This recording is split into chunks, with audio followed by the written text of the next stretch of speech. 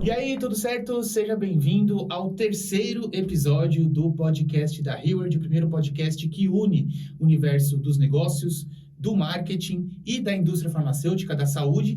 E hoje, para esse terceiro podcast, eu e o Dr. Vitor, meu parceiro aqui nesse podcast, trouxemos Gustavo Almeida, diretor da unidade de negócios do Grupo NC e especialista e executivo da indústria farmacêutica há muitos anos.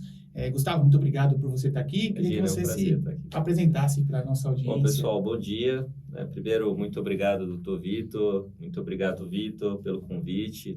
Eu que sou entusiasta dessa questão da inovação na indústria farmacêutica, principalmente não a inovação só no que a indústria farmacêutica sempre fez, que foi o medicamento, mas também em processos e na forma de se relacionar com o paciente. Na indústria farmacêutica tem um trabalho muito nobre. Então, falando um pouquinho de mim, eu tenho aí mais de 20 anos de carreira na indústria farmacêutica. Desses mais de 20 anos, quase 23 anos, quase 18 anos deles em posições executivas. Trabalhei em várias indústrias, aí, várias casas, e há quase 8 anos eu estou no Grupo NC. Legal. E no Grupo NC, quando eu conheci a Hayward, na verdade, eu estava como head de unidade de negócios da Brace Pharma. Correto. Que aí, em outro momento, a gente pode falar um pouquinho dela, mas foi uma empresa que nós lançamos no Brasil em fevereiro de 2021 e eu fui responsável... Foi um projeto seu? Tive o privilégio de, na verdade, construir a estratégia e o lançamento dessa empresa desde o zero. Que legal. Muito bom. E como que foi?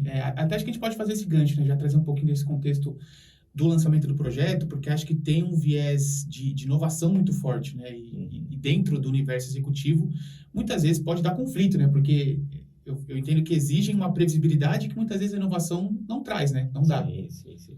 A indústria farmacêutica ela é muito tradicional. Eu trabalho, como eu falei, há quase 23 anos, e você vê uma indústria muito concentrada em seguir os mesmos ritos e processos há muitos anos. Tanto que quando você pega lá o vórtice de inovação, você vê como é as indústrias do ponto de vista de inovação, seja em sistemas, dados, ou seja o que for, a indústria farmacêutica está mais lá no início desse processo de transformação. Legal. E quando, na verdade, então a história da Brace e a história da Hayward, e aí é bom fazer esse link para entender por que aconteceu esse contato. A Brace Pharma, quando a gente lançou, a gente adotou um modelo de governança diferente. Então, eu tinha como premissa gerar inovação além do medicamento, que pudesse simplificar a vida de pacientes e médicos. Esse é o propósito da Brace Pharma quando a gente criou. Então, para fazer isso, a gente adotou um modelo muito conhecido no mundo das startups, nem pouquíssimo conhecido no mundo das farmacêuticas, que é o modelo de plataforma. Certo. Em que a gente conecta vários agentes interessados em gerar um valor comum e através deles, quando eles se relacionam através da empresa, todos ganham. Legal. Foi assim que a gente chegou nas startups. Então, a Brace Pharma, hoje, ela tem mais de 15 startups vinculadas à empresa, E a Hayward foi uma das principais, porque, querendo ou não, ela acabou sendo o canal onde toda essa interação acontecia. Que legal. E, doutor Vitor, como que foi para a Hayward, fazer parte desse ecossistema? Como começou esse relacionamento? Certo. Eu queria até te agradecer de novo aqui, Gustavo, para todo mundo ouvir, porque eles que abriram a porta mesmo para a gente. E as portas da indústria farmacêutica, elas são difíceis de ser abertas, Como você bem falou, uma indústria super tradicional. Quando você vem com uma inovação desse tamanho, a chance de você receber um legal, mas não, é muito... Não vou arriscar aqui. Não vou arriscar. Cá entre nós, vai dando certo, tudo está andando.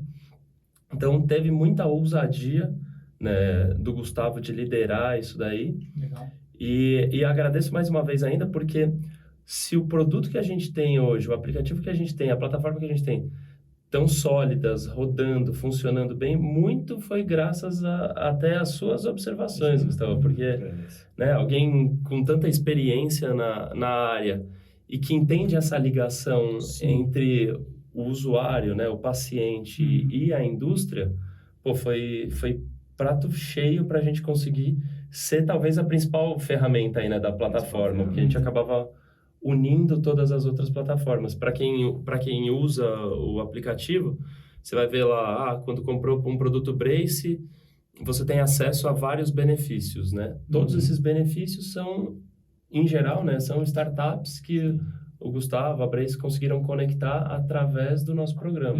E tudo isso da cabeça desse cidadão. Legal, legal.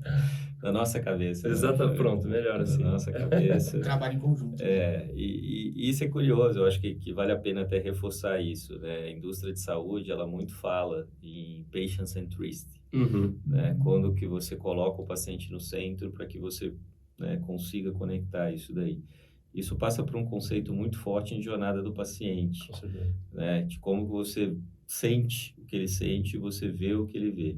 Né? Então, quando você deixa de olhar, né, sobre a ótica de que você é um agente dessa cadeia e você passa a olhar o todo, você começa a observar que é uma coisa que, às vezes, como executivo, né, e eu me desafio muito nisso, a gente é um pouco resistente de fato, né, de você assumir alguns riscos, não olhando as empresas como competidores ou como fornecedores, mas olhando as empresas e as startups, que tem muita coisa legal aí no mercado.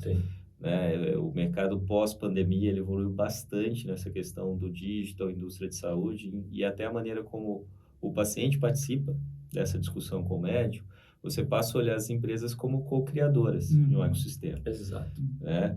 E aí você muda totalmente seu mindset, né? Porque as grandes plataformas, quando você sai do universo mesmo de healthcare e você vai para outros universos, as que mais foram bem-sucedidas são aquelas que, de fato, olharam sobre um prisma de white label. Sim, verdade. Que elas conectam as empresas não olhando para elas como concorrentes. E para a indústria isso é um negócio ainda muito fechado. Desafiador, né? Fechado. Muito, muito desafiador. Né? Os executivos ainda não olham dessa forma.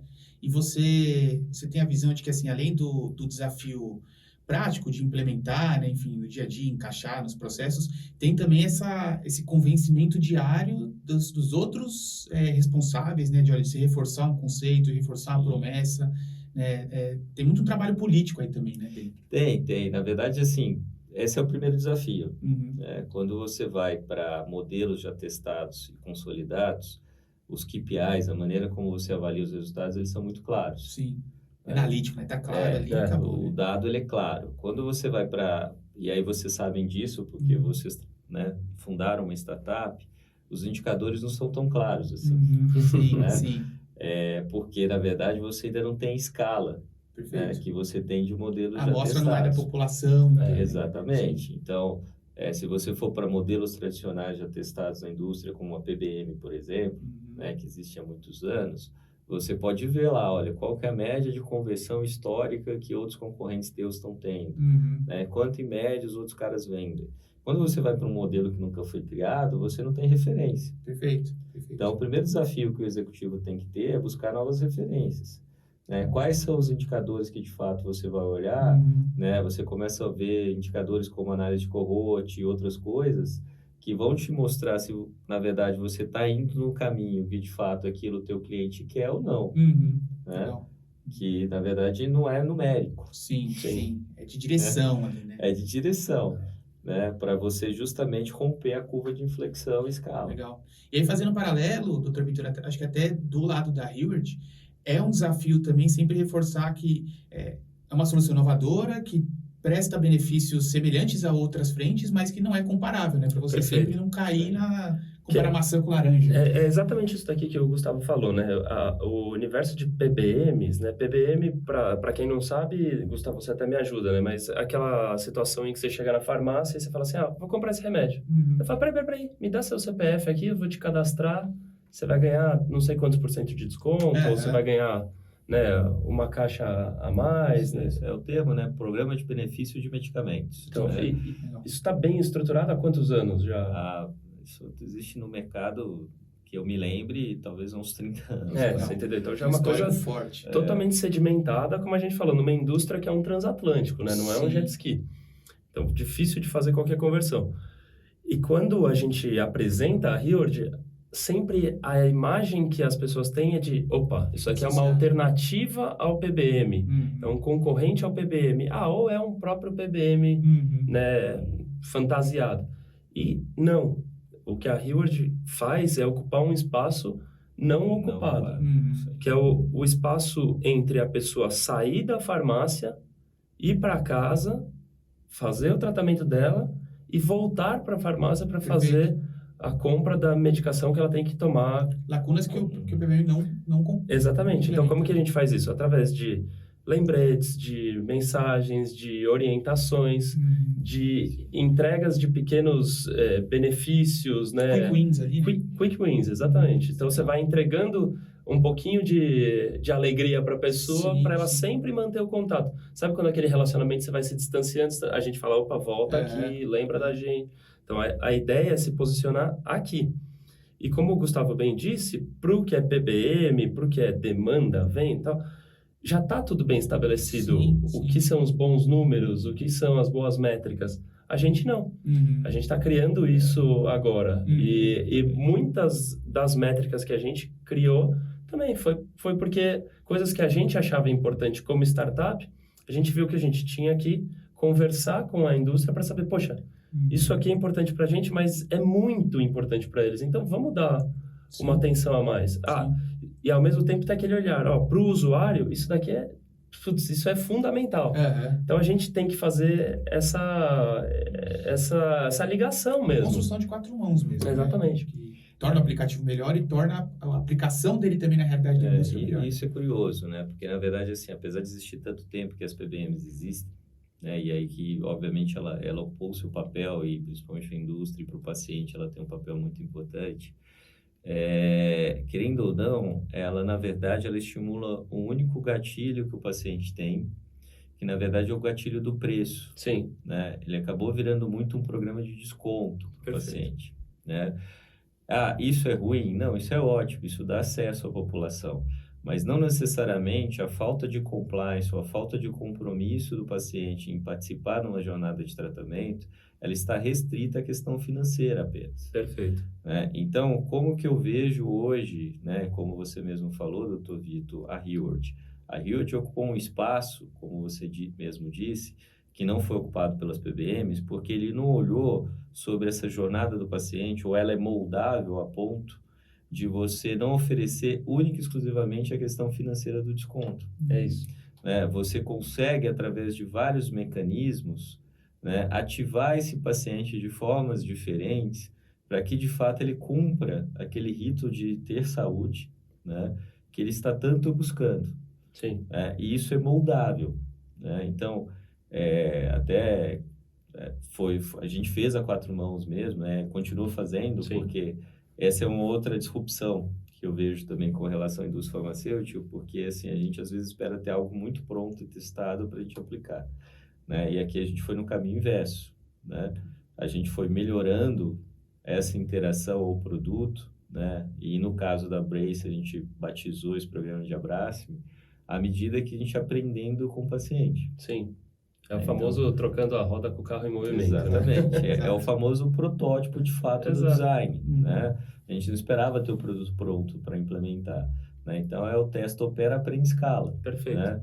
Isso de uma maneira muito rápida, obviamente. Né? O programa, em menos de um ano, ele tomou proporções muito grandes. Sim.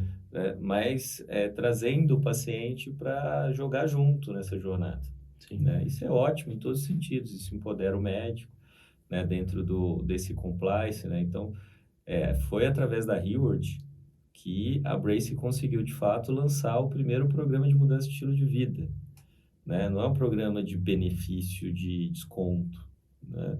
É um programa de mudança de estilo de vida, porque ele fornece coisas ou atividades ou pontos interessantes dessa interseção da jornada do tratamento daquela patologia que aumentam o compliance do paciente ao longo dessa jornada. E você falou, foi o primeiro programa da indústria de mudança? Tão completo, né? Que conseguia, de fato, oferecer a custo zero para o paciente, né? Esses benefícios. E isso daí, até para... Acho que você não tem essa informação, acho que eu nunca cheguei a te passar. Mas essa questão de ter os benefícios, tipo, você comprou tal medicação, está usando tal remédio, escolha aqui seu benefício, que a gente falou, né? Dedo total da Brace. Hoje, mais de 85% dos nossos usuários escolhem algum dos benefícios. Então, tipo, Olha só. isso realmente agrega valor, isso realmente valor tornou... percebido mesmo. Exatamente. Consumido. Fez as pessoas se conectarem mais.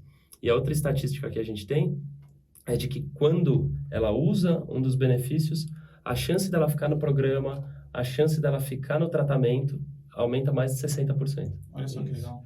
E aí, talvez vocês não saibam, mas ao menos a minha experiência, né? Por isso que é importante você ativar o paciente nessa jornada de tratamento em outras esferas que não especificamente só no desconto. Sim. Né? Óbvio que o desconto também é importante, principalmente num país como o Brasil, né? Em que você tem aí uma população de baixa renda que precisa ter acesso a medicamentos. Mas as nossas estatísticas mostram que a recompra, quando você dá só desconto, ela é baixa. Né? Você não consegue avançar mais do que a 4ª, 5ª, 6ª caixa de medicamento para tratamentos crônicos. Então, isso significa que, com o tempo, quando você dá a mesma dose, né, usando a analogia do medicamento, do mesmo tipo de recompensa, ela vai se desengajando ao longo do tempo. Ela perde o impacto. Sim. Então, é importante você ter outras esferas de estímulo para que esse paciente, de fato, ele atue dentro de uma jornada gamificada. Perfeito. Onde ele possa escolher aquilo que mais faz sentido naquele momento que ele está no tratamento. É verdade. Muito legal.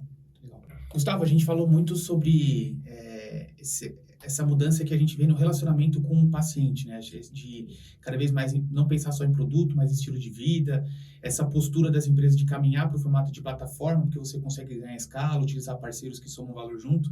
Na sua visão, né, quais são os principais desafios da indústria farmacêutica, para onde que ela está caminhando? Você, como um executivo gabaritado, profissional da área, o que você enxerga que são as principais tendências que a gente pode ver nesse mercado? Eu vejo assim, o principal desafio hoje da indústria é ela ampliar um pouco o seu papel, né? E aí não é só a indústria farmacêutica, você tem que ter esse olhar para todas as indústrias como um todo, né? Cada vez mais a inovação não está produto versus produto, ou serviço versus serviço. Ela está sobre modelo de negócio versus modelo de negócio. Legal. Né? Então, na verdade, assim, uma vez que você consegue hoje dominar a tecnologia para desenvolvimento, ainda que você consiga fazer uma molécula muito inovadora, ou você consiga desenvolver um medicamento muito inovador, né, que as estatísticas mostram que a taxa de sucesso é muito baixa, né?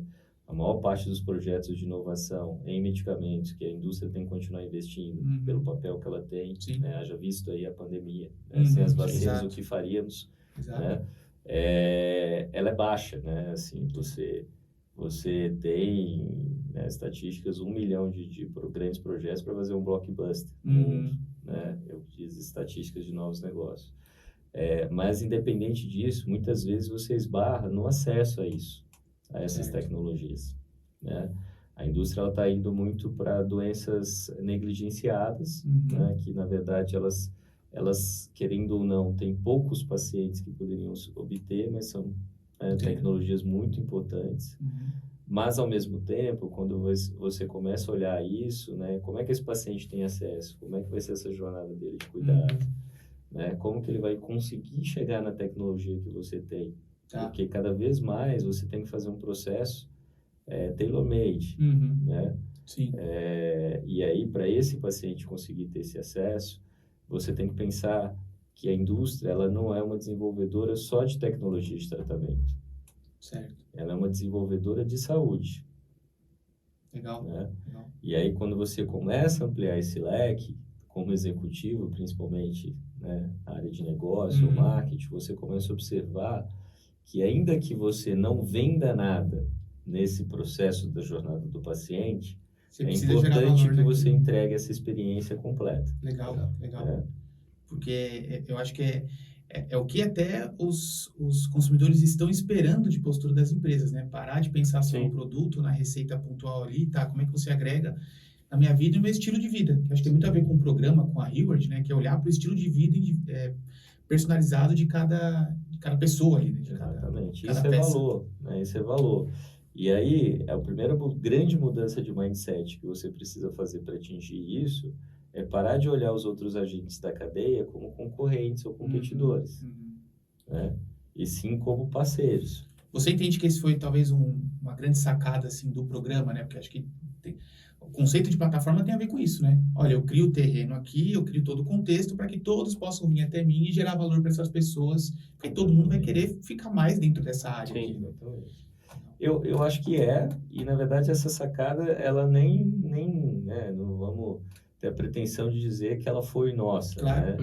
né? Essa sacada é o que está acontecendo agora quando você começa a falar de inovação e tecnologia, né? As comunidades, o que está vindo aí com o metaverso. Perfeito. O que você está dizendo? Cara, uma vez que é impossível você ser profundo em todos os aspectos de Todas as verticais ali, competências, né? Você precisa se unir a pessoas que dominam outras habilidades que você não tem, para que você possa trocar isso dentro de um ecossistema. Perfeito. Né? Perfeito. Então, na verdade, o mercado está indo para isso como um todo.